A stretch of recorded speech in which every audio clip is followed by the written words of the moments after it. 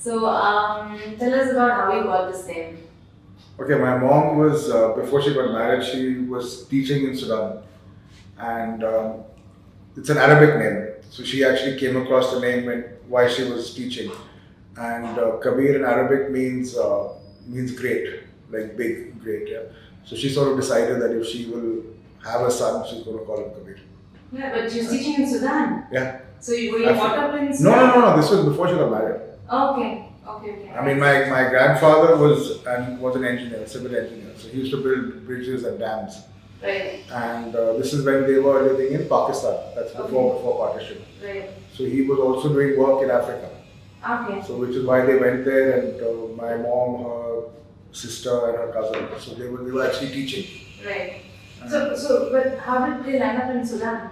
Because my granddad was doing an assignment there.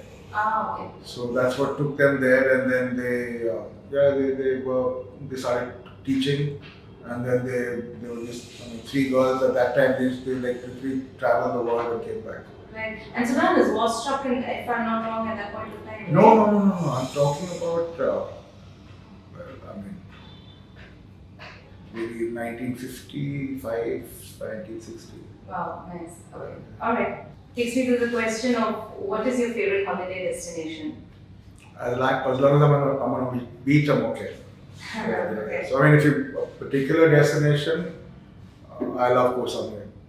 Which one? Koh Samui in Thailand. Koh Samui. Samui. Okay, yes, okay. Okay. What's the one thing that you like to do in your free time? Watch Netflix. Go out, meet people. Of course, that hasn't happened for some time. So I enjoy travel. Okay. I used to before the lockdown would get out, even if it was like 2 days, 3 days, almost try and do it almost every month, just like to recharge and come back. And what is it that you're watching on Netflix right now?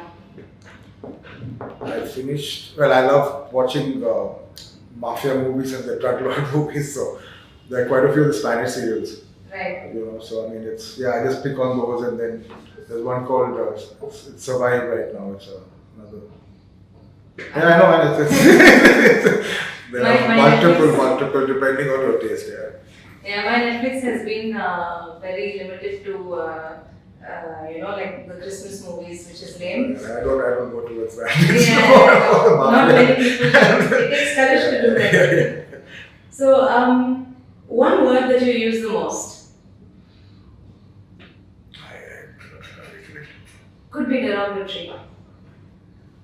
I mean, yeah, derogatory, of course, but whether I use that the most, I don't know. I'm not getting it.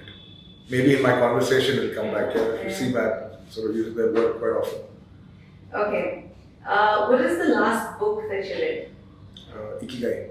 Okay. Wow. And how was that book? I liked it, really liked it. Yeah. And what is your take home from that book? I mean, it's a very simple concept, yeah, but it's very profound. It's something which most of us miss out or ignore in our lives, which is basically finding a purpose. Right. So I mean, however simple, however basic that purpose is, I mean, it could probably just be getting up and, going for a 10-minute walk. That also is a purpose. So yeah, finding that purpose and building on it. Are you happy that you found this purpose when you were 15 years old? Yeah, actually, I wouldn't imagine myself. I could never be in the corporate world. Yeah. I'm just not cut out for it. And if it was in architecture, it'd probably be something more again, maybe advertising, some other form of design. Tell us what irritates you easily. Many things. Ignorance and incompetence. Yeah. And I see a lot of that in my practice. What are the 3 words you use to describe yourself? I'm easygoing, but at the same time, I'm I'm sort of a perfectionist in getting things done right, and I enjoy life. Yeah. And how does like a perfectionist and an easygoing person exist in the same Right. person? So the perfectionist is when it comes to my work. Right. Yeah. Easygoing is when it comes to my attitude Right. and acceptance of people. Right. Yeah. Okay. So if you had a superpower, what would that be? You mean what? Anything. Anything. It's a superpower. I would remove religion from the world. What would you move from the world? Religion. Ah, nice. Yeah. Super. Okay. That's a great superpower. Were you the kid who sat in the front row? No, back. I was in the back.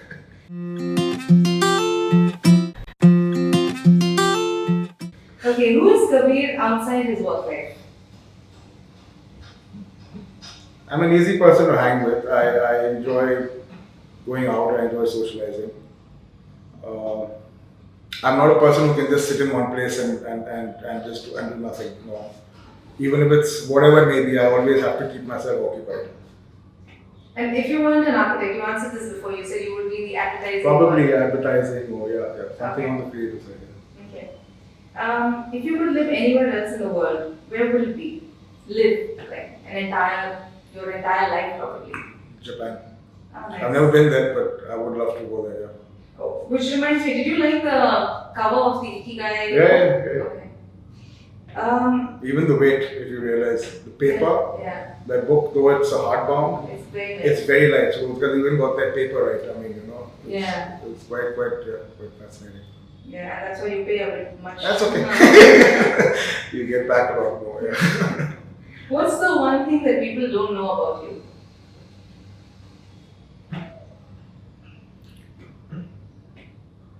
Well, I don't know. I mean, it's quite open.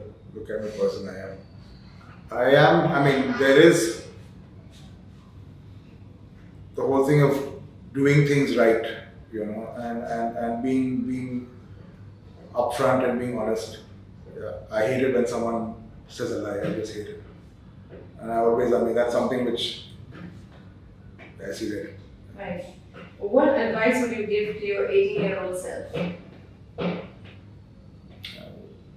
Carry on. I mean, go back and do it again. What kind of music do you listen to? I like slow rock. I mean, I'm not into today's generation music. Yeah. It's more the 70s, 80s, prior to that. What's the kind of food that you like? I love Japanese food. What's the one thing you can't leave home without? My philo facts. Your? Philo facts. I don't. I mean, I'm still one of those guys who refuse to get technology savvy. So I don't own a computer. I don't know AutoCAD. I don't send out mails with attachments. I still hold on to my philo facts with my daily page, with my writing. So we have somebody in our office who's similar Mm-hmm. when it comes to technology. He's not on Instagram, he's not on Facebook, but he does all the creative work for us. But he knows how to do auto, he knows designing on the He's a system. graphic designer. Yeah, I don't own a computer. okay. Which is super. It's an iPad for Netflix. More than anything else. Yeah, but so you have a Facebook account, you have an Instagram account? No. Facebook, I've not posted anything ever. Someone made me join on Facebook. Instagram, I don't have an account. So in your younger days, did you use, what is that ASL thing, that Yahoo Messenger? Yahoo Messenger? I don't know. No. I mean, for me, WhatsApp, yeah, and that's about it. Okay.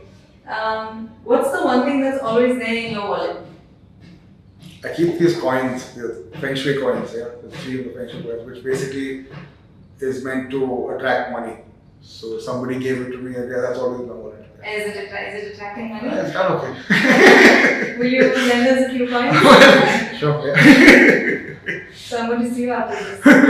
So, did you have a mentor while you were growing up? No. No?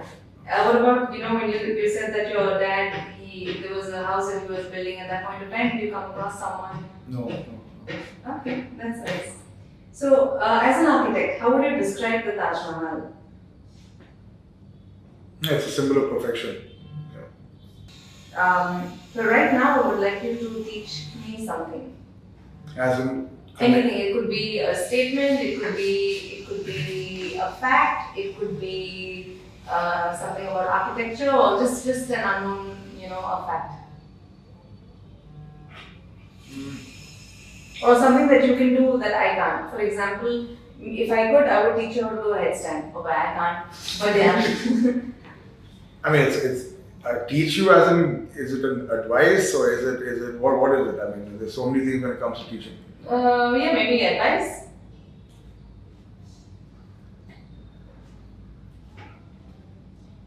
I mean, one thing, of course, I would say is be in the present. Yeah. Live in the moment. Yeah. When did you start your architectural journey? As in my independent practice was 93, was it?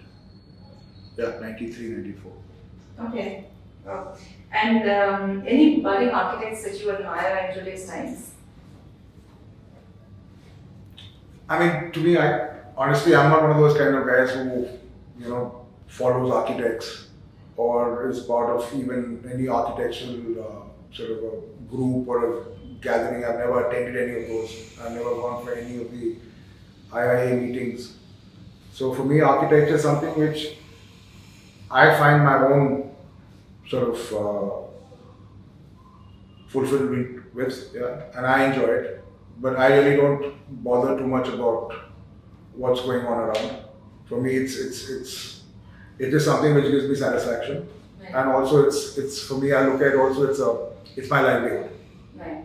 So I mean, I'm not into trying to go in for awards or pitching for. In fact, this is the first interview I've ever done. Oh wow. Yeah, Cool. yeah. We're lucky and we're getting great comments already.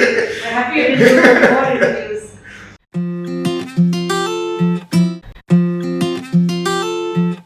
So, what is the biggest attraction of being an architect? Well, there is recognition coming out from it. There is also satisfaction coming out from it. So as long as your clients are satisfied, and you actually end up building relationships with your clients. I mean, you almost kind of become part of family.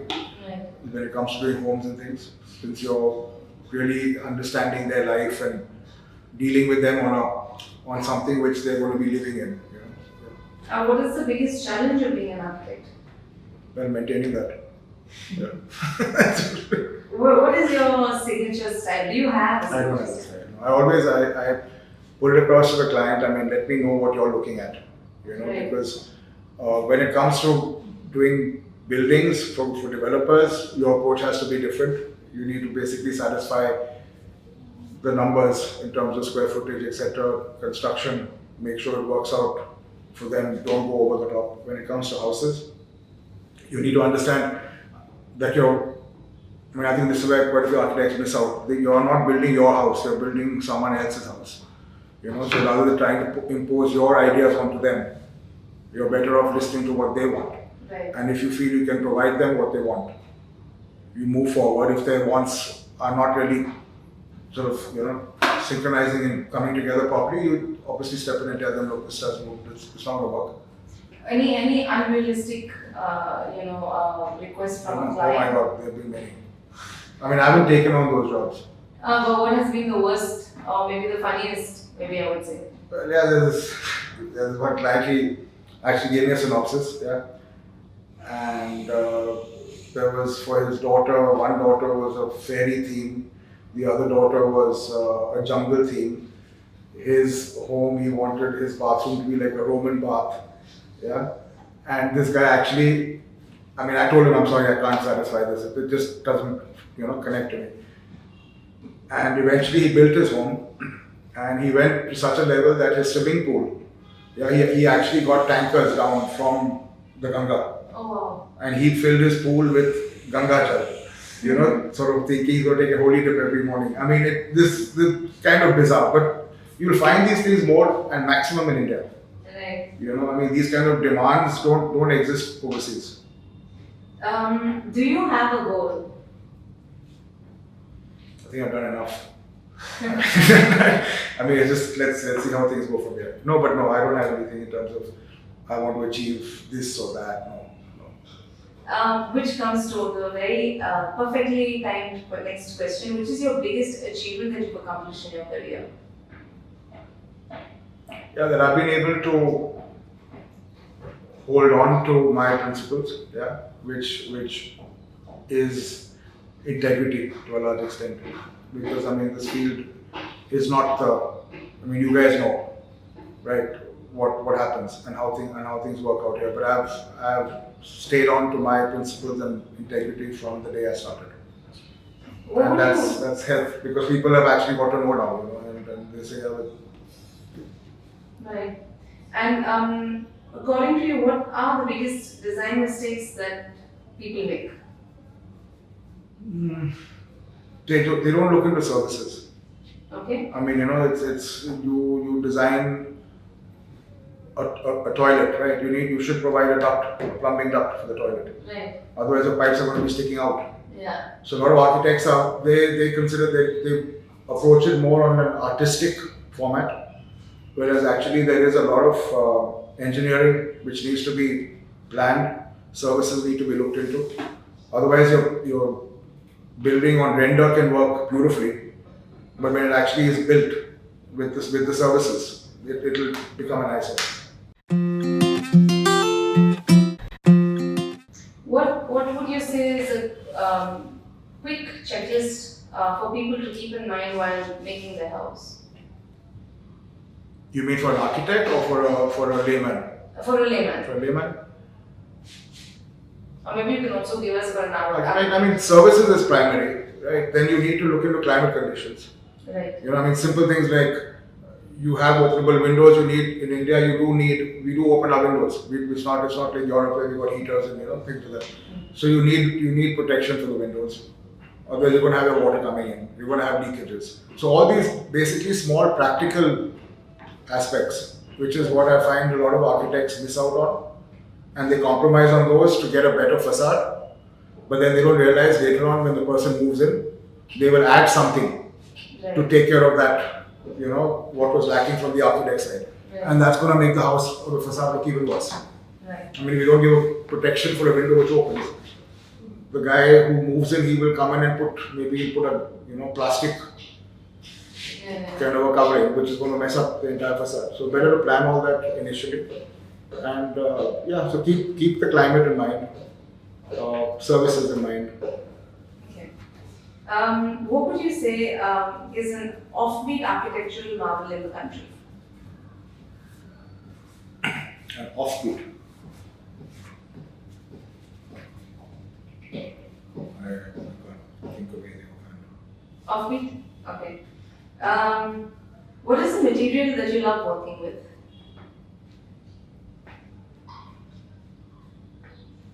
I mean, I like stone. Yeah. Okay. Do you know of our kitchen, the stone kitchen? Stone kitchen? Yeah. No, I haven't seen it. Okay, we have to talk to you about that. Okay. What is your architectural dream? I haven't really. No, I mean just to carry on doing my practice the way I have done it till now. Yeah. Right. But we asked a lot of architects the same question, and then some of them told us that they want to, design an entire city. I know they never get to do it, so there's no dream which you can't realize. Yeah. At least dream of something which you can realize. It will always stay a dream. Yeah.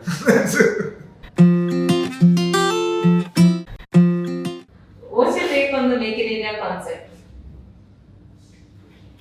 I mean, I don't know because honestly, India, of course, we all know it lacks in infrastructure. Yeah. But even when it comes into manufacturing, and I guess you guys have seen it, people don't invest in machinery.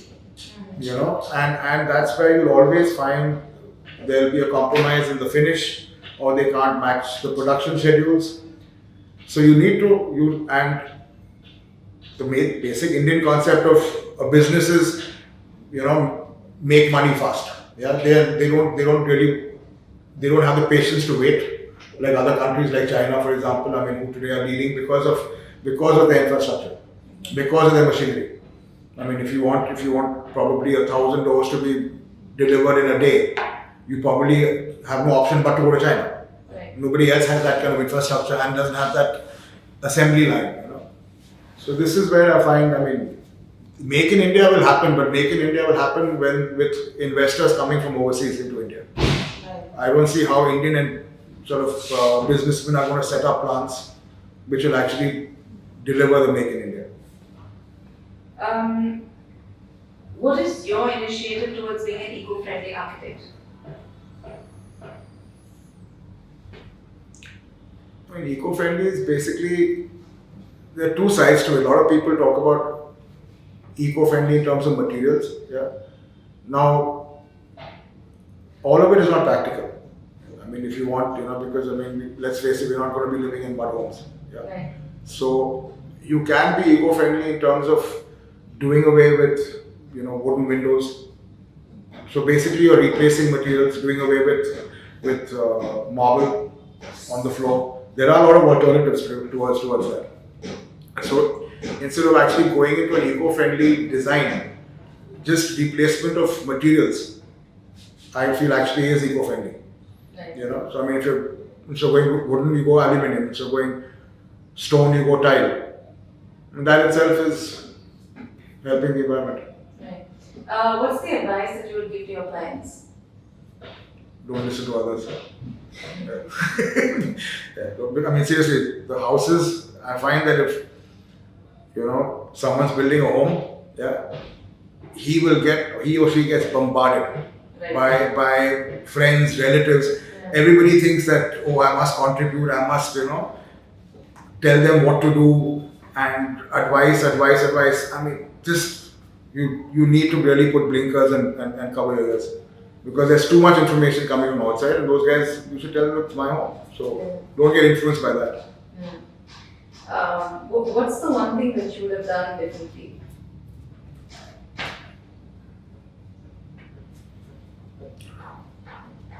In terms of profession, in terms of work, Anything. probably taking more holidays. What's the one question you wish you would have asked you? No, you asked enough. Yeah, I don't know. I mean, what else would you want to ask me? Okay, so quickly, what is your pick? Pottery or plants? I think both, because they Come together. come together. Yeah, but you can also have like just some statement pieces of pottery that you keep without anything Yeah. around. Sure, you can, but I mean, when you think of a plant, you always kind of think of a pot as well. Yeah. So What is your pick on cement or resin? cement. Designing a national heritage or building a city? Heritage. Yeah. Qutub Minar or Gol Gumbaz? Qutub Minar. Recliners or beanbags? Recliners. Bar stools or ottomans? Bar stools. Vertical gardens or terrace gardens? Vertical. Friends at the beach or a family Beach. Yeah, Paris or Milan? Paris.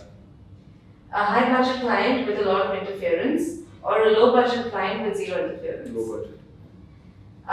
Any last words for your followers? I don't know. Do I have followers? I don't know what to say. I mean, if it's an architect who's upcoming and things, the main thing would be patient, because this profession is not something which sort of bounces immediately. It takes time to build. There are a lot of temptations you can be offered in terms of monetary benefits, etc. along the way. Try and refrain from that, and be patient. I mean, because even I guess it took about 5 to 6 years for me to get my first decent job. I mean, I started out by designing somebody's kitchen. So you just have to stick it out. Yeah.